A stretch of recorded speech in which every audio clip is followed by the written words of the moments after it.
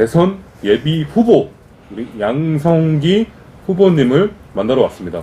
네, 안녕하십니까? 네, 반갑습니다. 네, 저희가 구호가 있거든요. 아, 저희 구호를 한번 들어보시죠. 네네. 네, 홍보 대사 어디든 간다. 장수혁 전우재입니다. 네. 반갑습니다. 예, 와. 저희가 이렇게 시작합니다. 이야, 네. 화끈하시네. 네네네. 무조건 1등인데?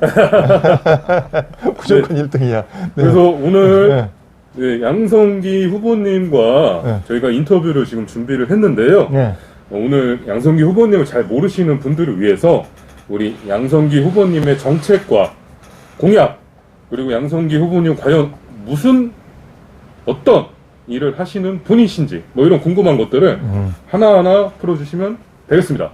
첫 번째 주제로 네. 양성기 후보님의 예술주의. 예. 요거는 다른 후보님들 정책에는 없습니다. 네네. 고유의 정책이라고 저는 생각을 하는데요. 네네네. 그래서 제가 캐치프레이즈로 내세우는 게 예술주의인데, 예술주의라는 건 뭐냐? 시스템을 바꾸자. 좀 정치 시스템에는 옛날에는 봉건주의 제도가 있었고, 또 뭐가 있었죠? 군국주의, 뭐 왕권주의, 제국주의, 그랬지 않습니까? 그러니까 지금 현재는 우리 지구상에는 민주주의와 사회주의 두 가지로 지금 나눠져 있잖아요. 근데 이제는 예술주의로 바꿔줘야 되겠다. 왜? 경제 문제 때문에, 물가 인상 때문에 더 이상 지탱할 수 없는 게 민주주의다. 그럼 앞으로 우리가 이제 어느 사회나 마찬가지지만은 민주주의 사회에서는 어떤 일이 벌어지냐? 쉽게 얘기해서 사람이 살 수 있는 집을 마련하기가 힘들어집니다. 어쨌든 간에 세금 문제도 그렇지만은 그러면은 한 12평짜리 아파트가 100억 시대가 옵니다. 그러면 우리가 노동의 대가로 임금을 받는데 임금 상승률이 절대 물가 상승률을 따라잡을 수가 없습니다. 그러면 사람은 좌절해지는 거죠. 그래서 스티브 잡스가 뭐를 만들어냈냐면은 폴더폰 시대에서 스마트폰 시대로 바꿔놨습니다. 그리고 이 양반은 불행하게도 돌아가셨어요. 근데 우리는 지금 스마트폰 없이 살 수 있습니까? 아니요. 절대 못 살죠. 그 시스템을 바꾸자는 거죠. 정권 연장이냐, 정권 교체냐, 이게 아니고, 이제는 시스템을 바꿔서 행복하게 해주자. 건강하게 해주자. 건강 걱정 없고, 돈 걱정 없고, 분노 없는 세상을 만들자. 비양심적인 정치인들 때문에 분노하면서 살고 있다 이거죠. 이러한 시스템을 지금까지 만들어 왔어요, 제가. 예술주의라는 거는 술 먹고 음주 가무를 하자는 얘기가 아니고 춤을 추면서 놀자 이런 뜻이 아니고 예술이란 말은 명품을 만들자는 겁니다. 대통령이다. 나라의 가장은. 그러면 나라의 가장이 편가르기를 하면 되겠습니까? 자기 정당만을 어떤 비자금을 받아도 돈만 챙기려고 하는 그러한 정말 국민들을 분노하게 하고 편가르게 하고 지역주의를 타파하는 게 아니라 오히려 지역주의를 부추기는 그런 대통령이 지금까지 나왔다는 거죠.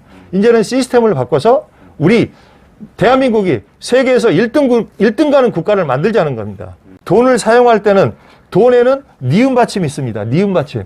근데 90도 회전을 하면 기억 받침이 돼요. 그러면 돈을 잘못 사용하면 독이 되고 어떤 사람이 돈을 잘못 사용해서 감옥에 가는 수도 있지 않습니까? 독이 되는 경제가 되니까 결국에는 물가가 상승하고 여러 사람들한테 피해를 주고 분노를 하고 노동의 대가를 인정받지 못하는 사회. 그래서 노조가 생기고 자, 노동의 대가를 인정받으면 노조가 생길 이유가 없습니다. 자꾸 뭘 주장할 필요가 없지 않습니까? 그 다음에 건강면허증. 아픈 사람들이 막 돌아다니면서 여러 사람한테 피해를 끼치는 경우가 굉장히 많습니다. 코로 나온다. 뭐가 탄소가. 코로 나오는 가스를 막으라. 다른 사람한테 피해를 주지 않게 코로 나. 그럼 우리 코로 마시는 건 코로 마. 산소를 마셔야 돼요. 코로 마셔는 코로 들어가는 게 산소라는 거죠. 아무 희망이 없어요. 아침에 오면 일어나기 싫습니다. 건강하지 못하기 때문이 아니고 스트레스 받아가지고 희망이 없어요. 지금 아침에 우리 감독님들께서 봐보셔봐. 아침에 초등학교 다닐 때 아침에 벌떡 일어나는 경우가 있습니다. 어떤 경우입니까? 체육대회나 소풍 갈 때. 그렇습니다. 바로 그런 가슴 뛰는 삶을 살아라. 아침에 내가 빨리 일어나야 될 어떠한 동기부여가 돼야 되죠. 체육대회 한다든지 그 정말 소풍 갈 때는 엄마가 깨우지 않아도 벌떡 일어나서 날마다 아침마다 그렇게 살 수 있는 나라를 저는 만들어주겠다는 거죠. 방송에 나가서 언론들이 지금 예비 후보들 정말 여야 이재명 윤석열 후보 말고는 취재를 안 하는데 제가 만약에 방송에 나가서 이런 말들을 떠들어대면 축구를 보러 간 게 아니고 우리 국민들은 축구를 보고 야구를 보고 있는 게 아니고 주먹 다지 말고 벤치 클리어링이라 가지고 야구 선수들이 벤치에서 일어나고 덕아웃에서 막 나가고 서로 싸움을 하는 거 있지 않습니까? 지금 우리는 그걸 보고 있는 거예요. 정책을 보고 있는 게 없습니다. 근데 언론들은 그것만을 계속 고집하면서 보도를 하고 있어요. 우리 같은 사람은 아예 보도를 하지 않지 않았습니까? 예비 후보들은 우리가 어떤 경선대회라든지 무슨 예를 들어 TV조선에서 유명해졌던 미스터 트롯 똑같이 한 명씩 나와서 노래 한 곡씩을 불러가지고 그 노래 한 곡 부른 걸 가지고 심사를 하지 않습니까? 근데 우리는 노래 한 곡조차 부를 기회가 없는 거예요. 그런데 국민들한테 어떻게 알립니까? 국민들이 보고 와, 저 사람이 제일 노래를 잘한다. 저 사람한테 투표해야겠다. 이런 마음을 가질 수 있는 똑같이 공정한 룰을 줘야 되는 거 아닙니까? 역사 속에서 제가 이제 이런 얘기도 제가 합니다. 노무현 대통령이 암살입니까? 자살입니까? 이렇게 이제 여쭤보기도 해요. 사람들한테. 어떻게 생각하세요? 노무현 대통령은 암살을 했습니까? 자살을 했습니까? 암살이라고 네. 생각. 자, 그 증거를 제가 이제 또 보여드리면은 우리가 1919년도에 3.1운동이 일어났습니다. 역사적으로. 1919년도에. 그렇죠? 고종 황제가 그때 2월 달에 돌아가셨어요. 고종 황제가. 2월 돌아가셨어. 그래서 3.1운동이 일어난 거죠. 고종 황제가. 암살을 당했죠. 그때. 그 다음에 30년이라는 게, 한반도는 30이라는 숫자하고 굉장히 인연이 깊다. 그럼 30이라는 숫자가 어디에 있습니까? 자, 1919에다가 30을 더하면 1949년입니다. 그럼 1949년에 또 나라의 지도자가 또 암살을 당합니다. 누구가 암살을 당했습니까? 1949년에 암살을 당하신 분이 계신데. 김구 선생께서 안두희한테 암살을 당했죠. 30이라는 숫자예요. 역사적으로 그렇게 만들어놨어요. 소설을 누가 썼던 거죠. 그 다음에 1949년에서 30이라는 숫자를 더하면은 1949 더하기 30은 몇 년이죠? 79년. 79년에 또 암살을 당했습니다. 박정희 대통령이 김재규에 의해서 암살을 당했어요. 그 다음에 1979에서 30을 더하면 또 어떻게 되죠? 2009년. 그 2009년에 또 암살을 당했습니다. 나라의 지도자가. 노무현 대통령. 이거는 역사적으로 명백한 팩트 사실이라는 거죠. 이건 자살로 위장할 뿐이죠. 지금 사실은. 이 노무현 대통령의 이 사건을 훗날 분명히 다뤄서 이거를 명명백백해서 억울함을 벗겨내야 됩니다. 이거 자살이 아니다. 내가 왜 자살을 하느냐. 이거 역사적으로 1919년, 1949년, 1979년, 2009년 끝났지 않습니까? 그럼 2039년에 누가 암살을 또 당할까요? 2039년에 암살을 당하게 우리 역사는 씌워졌나요? 전혀 아니라는 거죠. 2017년까지 이 108번뇌가 끝났어요. 1910년부터 2017년까지 108년입니다. 36년, 일제가 36년 지배를 한 것도 이 역사에 술리고, 그 다음에 전두환 대통령이 취임하고 나서까지가 또 36년 있어요. 예?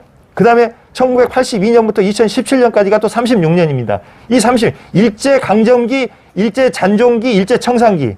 그리고 2018년부터는 대한민국에는 기적만 일어나고 있어요. 기적. 노동에 시달리고 걱정거리가 많아서 그런 것을 깨우치지 못하고 살고 있는 거예요. 우리나라는 그거를 깨우치면서 과거도 돌이키고 미래에 어떤 일을 할 건가. 우리는 거대한 미래에 개척할 수 있는 저 아프리카 대륙을 우리가 600년 동안 개발할 수 있는 조건이 지금 세워졌어요. 아프리카에는 지금 많은 봉사자들이 나가가지고 한글을 가르치고 있습니다. 한국의 우수성을 알리고 있어요. 위대한 인물들이죠. 그런 사람들이 나가서 봉사를 하고 있기 때문에 대한민국이 계속 지금 승승장구하고 이제 기적만이 일어나고 있다. 그래서 북한은 정말로 우리 세상의 보고다, 보고. 그 북한을 개발합니다. 통일이 되면은 어떤 일이 벌어지겠어요? 아까 예술주의를 하게 돼 있습니다. 자동으로. 그런데 거기서 핵무기가 있어요. 미국이 옛날에 파키스탄이나 인도도 결국에는 핵무기 없애라 해놓고 결국에는 뭘 했냐면은 승인을 했습니다. 인도나 파키스탄을 건들지를 못해요. 자, 옛날에 스위스가 정말 못 살았습니다. 2차 세계대전 끝날 무렵에는 정말로 뭐 먹고 살 게 없어요. 근데 스위스가 뭐 때문에 세계에서 가장 잘 사는 나라가 됐고, 쭈리 같은 경우는 세계에서 가장 살고 싶어하는 도시로 1등으로 등극을 했어요. 근데 무엇 때문에 그랬습니까? 스위스가 무엇 때문에 갑자기 세계에서 가장 잘 사는 나라가 됐습니까? 그렇게 가난한 나라에서 2차 세계대전을 겪은 후에. 복지 아닙니까? 시스템을 교체를 했습니다. 뭘 시스템을 어떻게 바꿨습니까? 영세 중립국을 선언한 거예요. 시스템을 하나 바꿔버렸어. 그리고 자, 돈을 우리가 보관해 주겠다. 세금을 안 받고 스위스에 막 돈이 모이는 거예요. 막 아니, 마피아 자금이든 뭐 좋은 어떤 것이든 뭐 그걸 가지고 경제를 살려가지고 공업국으로 또 선두주자가 됐어요, 스위스가. 시계 하나 팔아가지고, 뭐 이상한 거 하나 팔아가지고 엄청난 부를 챙기지 않습니까? 거기에 자기들이 할 수 있는 거를 그 돈을 이용해서 여러 가지 일들을 해버린 거예요. 자, 시스템을 바꿨죠. 자, 우리도 스위스처럼 시스템을 예술주의로 바꿔버린다면은 세계에서 가장 잘 사는 나라가 되고 전 세계가 국경이 없는 언어가 한글로 통일이 되는 시대가 온다는 거죠. 언어가 한글로 통일이 되는 시대. 기가 막힌 나라가 펼쳐진다는 걸 분명히 아셔야 돼요. 그래서 이 시스템 교체라는 거.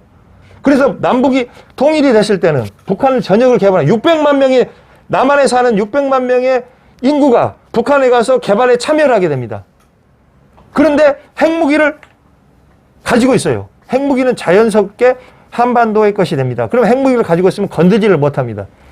주변에 어떤 국가든지 건들지를 못해요. 그러면 어떻게 되죠? 핵무기를 건들지 못하니까 결국에는 평화만 있는 거죠. 중국이라든지 이런 데가 분쟁이 없어져요. 쉽게 얘기해서. 우리가 꼭 쫙 분쟁을 하면서 뭐 그냥 우리가 뭐 사드 배치한다고 그러니까 중국에서 한류를 그냥 끊어버리고 얼마나 많은 피해를 봤습니까? 중국 관광객들이 그렇게 많이 오다가 다 멈춰버렸잖아요. 그래서 많은 사람들이 또 피해를 보고 있지 않습니까? 근데 어떤 일이 있냐면은 허경영 총재께서 뭐라고 말씀하셨냐면 수능을 없애버리겠다고 그렇게 이제 그 질문을 하시더라고. 정인태 교수님께서. 어떻게 수능을 없앱니까? 수능을 없애는 게 아니고 수능이 자연스럽게 사라지게 만들어야죠. 옛날에 우리가 비디오를 영화를 보려면 영화관에 못 가는 사람은 비디오를 빌려봤습니다. 그럼 2박 3일? 1박 2일? 그래서 좋습니다. 근데 비디오 가게 지금 있습니까? 자연스럽게 사라지게 하는 거죠. 수능을 볼 수 없는 상태로 만들어야지. 수능과 관련돼서 일을 해서 돈을 벌어서 먹고 살던 사람들이 얼마나 분노를 하겠습니까? 갑자기 수능을 없애버리니까. 그렇지 않습니까? 근데 어떻게 수능을 없애버리냐면, 그거를 기본으로 먹고 살고 있는 사람들한테 갑자기 뭐를 없애버리면 안 된다는 거죠. 그러니까 허경영 후보님이 장점이 굉장히 많으신 분이고, 너무나 박식하신 분이고, 뭐 거의 뭐 신의 영역에 이르신다고 하니까. 예를 들어가지고 한번 봐보세요. 노조를 없애버리겠다? 그러면 표를 만드는 거예요? 표를 깎아먹는 거예요? 깎아먹는 거. 노조에서 종사하고 있는 가족들이, 아이고, 우리 아빠 저 노조 없애버리면 큰일 나겠네. 우리 남편 큰일 나겠네. 그럼 깎아먹는 거야. 표를 얻는 거는 일부고, 깎아먹는 거예요. 그러기 때문에 어떤 것들이, 한계점에 도달하는 거죠. 한계치에서 더 이상 튀지를 못하는 거죠. 갑자기 튀지를 못하는 거죠. 이제 그러한 정책은 되지 않는다. 그러면은, 대학교에 이제 그럼 대학교 가는 사람이 있으면 대학교 전부 문 닫아야 되겠네? 절대 그렇지 않습니다. 대학교는 해외에서, 이 코리아라는 나라에 가면은 정말 내가 거기 귀화를 하든지 이민을 하든지 뭘 해야 하든 거기 가서 내가 대학교를 다녀야 되겠다 하고 외국 유학생들이 그냥 물밀듯이 밀려옵니다. 너무나 대수가 세가지고 함부로 들어올 수가 없어요. 그런 사람들이 대학교를 채우면서 이제 우리 교수님들이 그러니까 인재들이 막 쏟아져 들어오는 거죠. 인재들이 한반도로. 그렇게 되는 겁니다. 이게 바로 대한민국이 앞으로 나아갈 방향. 그래서 우리는 통일이 된다면은 만주를 원래 우리 거를 찾아옵니다, 이제. 우리 거를 찾아옵니다. 만주를. 그럼 만주를 개발하죠. 이제 만주를 개발하고 나면 몽고에 가면 고비 사막이 있습니다. 고비 사막. 저는 그 고비 사막을 세상에서 가장 아름다운 곳이다. 이렇게 추천을 해드려요. 근데 그걸 가서 보고 온 사람들은 속았다. 가보니까 흙만 있지 아무것도 없더라. 근데 땅 속에 어마어마한 보물이 들어있어요. 고비 사막을 몽고에서 러시아 보고 개발을 해달라고 그랬어요, 사실은. 근데 러시아가 자본이 없어서 지금 그냥 놔두고 있는 거예요. 아무것도 못하고 있는 거예요. 근데 우리나라 사람들이 가갖고 지금 고비 사막에서 불어오는 황사 때문에 뭘 했습니까? 나무를 1억 그루 이상 심었어요, 지금. 거기서 수년 동안 나무가 죽지 않고 살 수 있는 그 실험을 했는데 그게 성공을 해가지고 나무를 심었는데 지금 1억 그루 이상을 심어놨어요. 그 한반도보다 더 넓은 땅덩어리 고비 사막에 지하 자원이 어마어마하게 있습니다. 그거를 한반도에서 개발을 해야 돼요. 2011년도부터 몽고는 대한민국 정부 시스템 조직을 그대로 몇 년 동안 배워가지고 그대로 지금 사용하고 있는 게 몽고입니다.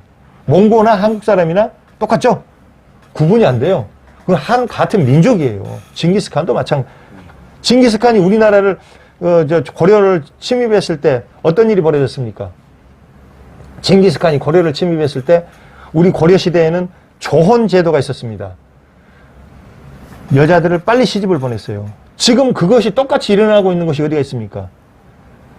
우리는 지금 현재를 보면서 아이고 그 나라 참 아이고 너무 불쌍하다. 아프가니스탄에서는 12살 먹은 어린 학생들에게도 결혼을 강요하고 우리가 말하면은 거기에 애국자죠? 우리가 말하면은 열사, 의사들, 우리 안중근 의사처럼 그런 사람하고 결혼을 해서 애를 막 많이 낳아. 12살 먹은 애가 지금 결혼을 한답니다. 우리 조선에 고려시대 말에도 몽고에 끌려가지 않기 위해서 여자들이 좋은 제도가 있었다는 거죠. 그 과거에 우리도 그런 아픔을 겪었다. 근데 우리는 그 아픈 과거를 모르고 현재만 보고 아프가니스탄 불쌍하다고 그러는데 절대 그렇지 않다는 거죠.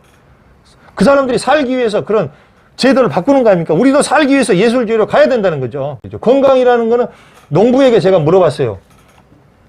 세상에서 가장 필요한 거, 농사를 지을 때 식물이 잘 자라게 하는 게 뭡니까? 딱 물어봤습니다. 이게 뭐라고 그러는지 아십니까?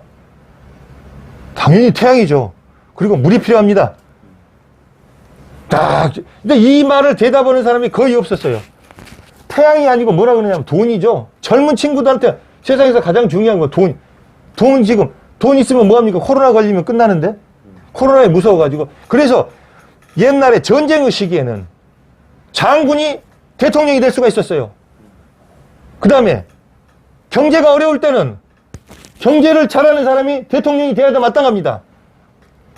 코로나 시대에는 건강을 잘하는 사람이 대통령이 돼야 마땅합니다. 건강 대통령. 건강 대통령 바로 양성기라는 사람입니다. 22년 동안 건강만을 연구해왔어요. 네.